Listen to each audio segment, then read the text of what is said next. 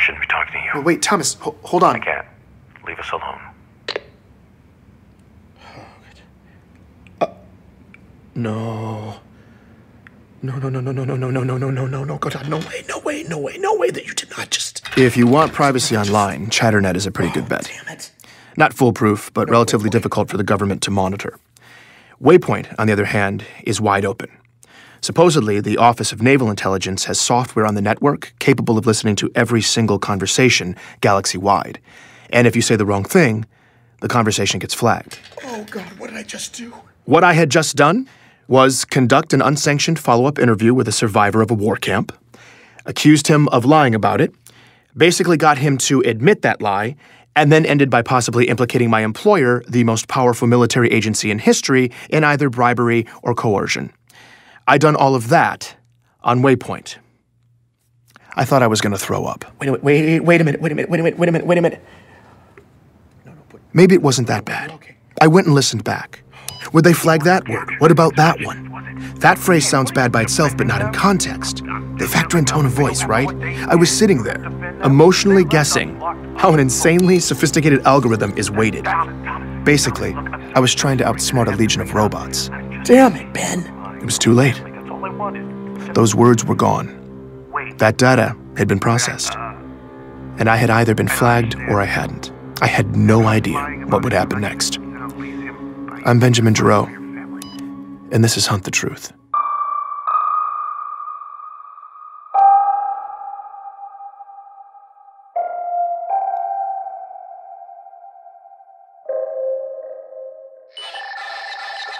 Benjamin!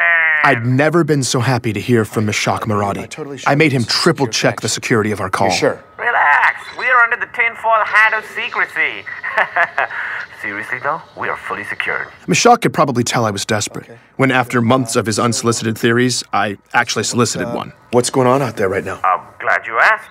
Strong patterns. A lot of chatter in the military bars, soldiers drunk and unhappy. You know, local graffiti corroborates these complaints. The helmet overfloweth. This is how Meshach talks. For a while, I thought maybe there was an actual group of people somewhere who use these terms. But there's not. It's just Meshach. My prognosis? Ripples in the ranks. Army, orb shock troopers, Marines, across the board. Men at arms, up in arms. When soldiers get frustrated, they get sloppy with their communication. The more frustration, the more unsecured chatter. Right now, there was a lot of both. And there's a sizable leak of booyah-worthy transmissions distilling the slush. Ah, the slush. That immense soup of data siphoned off of unsecure networks, the preferred source for nut jobs everywhere. The data's all legit. There's just such an ungodly huge amount of it that it's practically useless. To Meshach's credit, though, he somehow managed to draw somewhat sound conclusions from it on occasion. It was kind of amazing. I asked why there was so much discontent across the military. MC-11 Scepter. That's Meshach for the chief. He's off being creative. He could be off the grid. Fleetcom's trying to smokescreen like they're on top of his position, but they're not. So the trombones are playing the brown note on that one, and the grunts are a-grumbling. The military is one pissed-off polygon right now. Apparently, some are even questioning Master Chief's motivations and allegiances. The word traitor has been used. Seriously? If he's disobeying orders, that's bad, but calling the chief a traitor? The guy who legitimately saved humanity multiple times, that's just... Either way, you have to consider the underlying question. MC is the precedent for free reign in the military. He's held responsible for protecting a galaxy. A job that big requires absolute mobility. But then, that's a whole lot of power to give one man. Hence the dichotomy, Benjamin. Power and responsibility. Meshach was getting philosophical and making a lot of sense. When it comes to threats against us, though, this issue of power and responsibility has always been shrouded in secrecy. As civilians, we don't know what's happening, who's out there, what they're doing. And according to Meshach, that ignorance could be about to blow up in our faces again. There's something else afoot, Benjamin. Out here in deep space. I'd hoped these events would turn out to be random, but now it could be bad. Meshach was a lot of things, but never vague. I asked him what sort of bad he was talking about. Electromagnetic fluctuations, slip spacious disruption, epidemic data corruption, all of it. I mean, you know, what's happening? It's quiet, it's slight, but it's affecting everything. Ripples on a gigantic scale. I'm talking whole star systems. It's just, I don't want to say I'm frightened. You know what I mean? But to be honest... I'm sorry, Meshach. Hold on a second. Just hold on. As Meshach's sketch of a horrifying reality started to emerge, the last thing I wanted to do was interrupt him, but I'd just been reminded of a more immediate, horrifying reality. From Sully, an event on my calendar, no message. Oh, no. My stomach dropped. My flight to ONI's Boston headquarters left in 3 hours. They were calling me in. This had never happened to me before. I said goodbye to Meshach. It now seemed painfully clear that my waypoint conversation with Thomas Wu had been flagged. By the time I landed on Earth, I was one giant ulcer. I'd spent every sleepless hour of the flight running over everything in my head. The conflicting stories I'd heard, the gut-twisting possibilities of what would happen in Boston. I looked and felt like death. All I was looking forward to at this point was Petra Janicek. I'd hit her up right before I left, asked if she'd meet me near the ONI campus. Thankfully, she said yes. Petra and I are in the same line of work. We make the government look good. The last time I saw her was 6 years ago in New Mombasa, the day it happened. We were both there. We both saw the chief do what he did. But afterwards, while I retreated to a quiet little hamlet across the galaxy, Petra stuck around and made a name for herself. I was hoping she could throw me a lifeline, so I threw some cold water on my face, pulled myself together, and met up with her at a local pub. You know, for a guy just returning from a 6-year spirit walk in deep space, I'm impressed. You actually showed up on time. Same old Petra. She already knew I'd gotten the Master Chief assignment, and she was not happy. Apparently, she was still waiting for her face-to-face exclusive with the chief.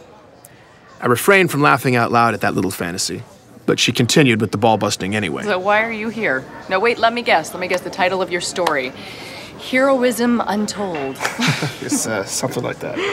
Yeah, I'm sure it's hard-hitting. What's a Sully-commissioned expose look like nowadays, anyway? And only one sheet of pre-approved sources? Yeah. You know, whatever. Okay, you can do a fluff piece over waypoint from your Rebel Rock. So, again, why are you here? If you haven't noticed yet, Petra cuts to the chase. Sully called me in. Sully? He what? He called you here? Yeah, that's what I wanted to talk to you about. I told her about confronting Thomas Wu, how I'd contradicted a statement of his that was probably supposed to be Sully's main deliverable for the interview. Not only did Petra not see the problem with that, though, she seemed to think it was cute. Whoa, old Ben G. Rogue. You're coming off the bench feisty. No, The guy's not gonna rat on you. It'll just make him look as bad. I did the whole interview on Waypoint. That got her attention. I think it got flagged. You think it... I got the summons from Sully a few hours later. Petra's face and voice hadn't changed, but her eyes were suddenly on fire. Ben... I messed up, Petra. You messed up? How? The story, it was falling apart, and these inconsistencies between the sources were... Inconsistencies? With Oni's sources? No, with mine. You found sources in the outer colonies? Yeah, I made friends in the past few years. I doubt Sully realized I'd have that resource in my arsenal. He definitely didn't. Ben, listen to me.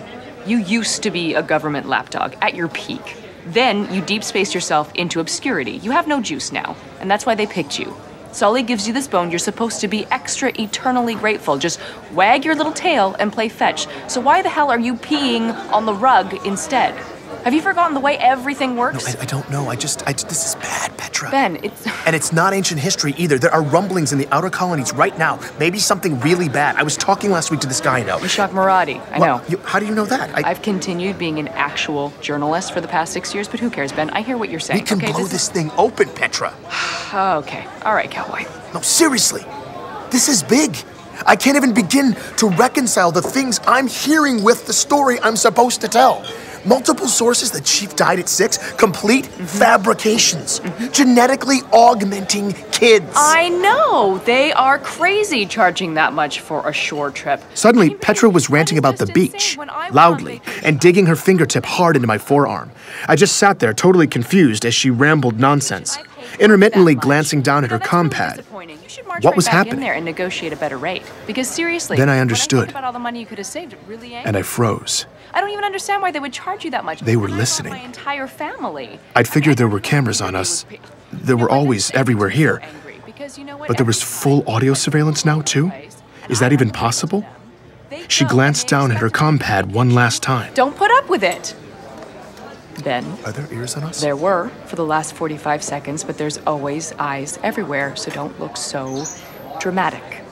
Talk about whatever you want, but look like you're talking about the weather. And if I start actually talking about the weather, you play along, okay? Apparently, the system didn't bother listening in until you gave it certain visual cues.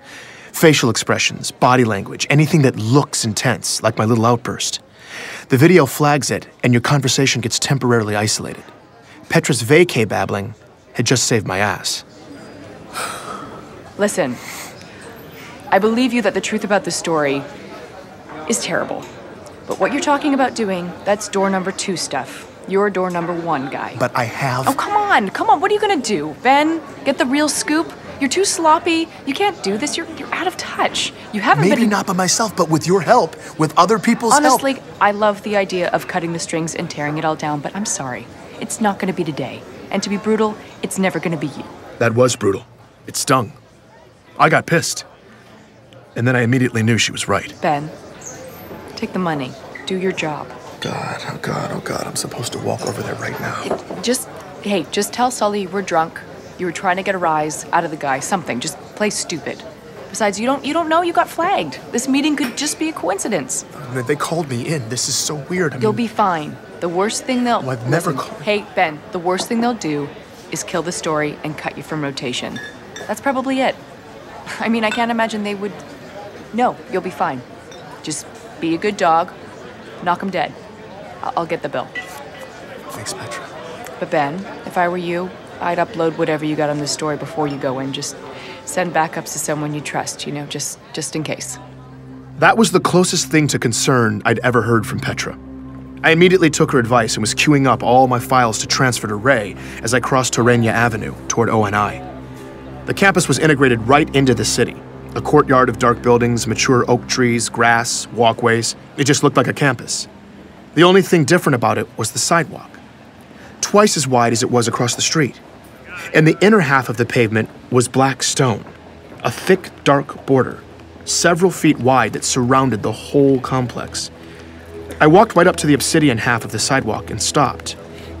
Something was off about the courtyard in front of me, like something was missing. I looked both directions down the sidewalk. There were no fences or guards. Plenty of pedestrians, seemingly none of them paying any attention to the complex as they passed. Except for one tiny thing. None of them, not a single one of the dozens of white-collar workers and shoppers and parents and kids walking up and down that sidewalk laid a foot anywhere near the black half of the pavement. On a 20-foot wide walkway, they were all moving single file right up against the curb. I turned and looked back at the campus, listening. No birds. That's what was missing. There were no birds in the trees.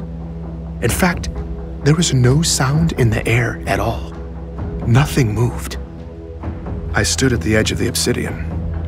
I had no choice. I swiped the transfer folder over to Ray's hard drive, took a deep breath, and crossed the black line. Please join me for the next episode of Hunt the Truth.